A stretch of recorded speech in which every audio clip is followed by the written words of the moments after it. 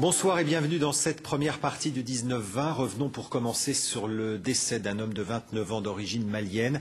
Il s'est jeté hier dans la Marne alors qu'il fuyait la police à la gare de Joinville-le-Pont. L'homme était en situation irrégulière sous le coup d'un arrêté de reconduite à la frontière. Myriam Nguénor avec Frédéric Bobin. Il est un peu plus de 14 heures hier lorsque des agents de la RATP accompagnés de policiers procèdent à un contrôle des titres de transport en gare de Joinville. Un homme de 29 ans panique lorsqu'on lui demande une pièce d'identité, il prend la fuite.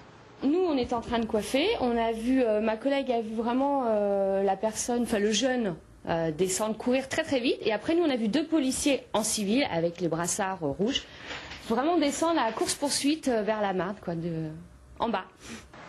400 mètres plus loin, l'homme se jette dans la Marne. Inanimé, il est repêché par les pompiers. Il décédera d'une crise cardiaque un peu plus tard à l'hôpital. Ce Malien était sous le coup d'un arrêté de reconduite à la frontière. Les associations d'aide aux sans-papiers dénoncent les contrôles aux faciès qui se multiplient. Les contrôles aux faciès qui ont lieu dans toutes les gares de RER, avec des forces de police qui se déploient aux heures de travail et qui arrêtent uniquement, curieusement, les personnes de couleur. Et ça crée une ambiance de peur, ces gens-là vivent dans la terreur. Les policiers de la brigade anticriminalité qui ont procédé au contrôle ont été entendus par l'IGS, la police des polices. Demain, RESF appelle à un rassemblement pour un dépôt de gerbes en gare de Joinville. Le Parti socialiste a réagi après la mort de cet homme. Il dénonce le climat de terreur que fait, selon lui, régner le gouvernement envers les sans-papiers.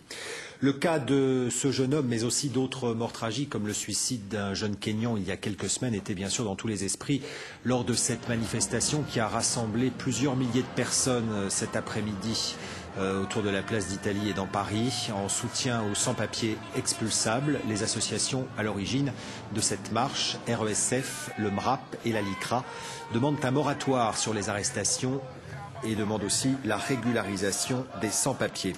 Nous écoutons Jean-Pierre Dubois de la Ligue des droits de l'homme, des propos recueillis par Myriam Nguénor et Frédéric Bobin.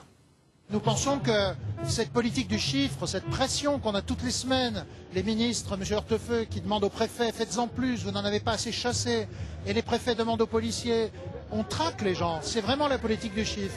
Et cette politique du chiffre, elle finit par aboutir à des drames, à des morts et à des situations inhumaines. Il faut en finir avec ça. Je sais bien que ça a permis de gagner des élections, de récupérer un électorat d'extrême droite, mais on ne peut pas jouer avec les vies des gens et avec l'angoisse des enfants au nom de considérations politiciennes. Nous voulons vraiment que ça s'arrête.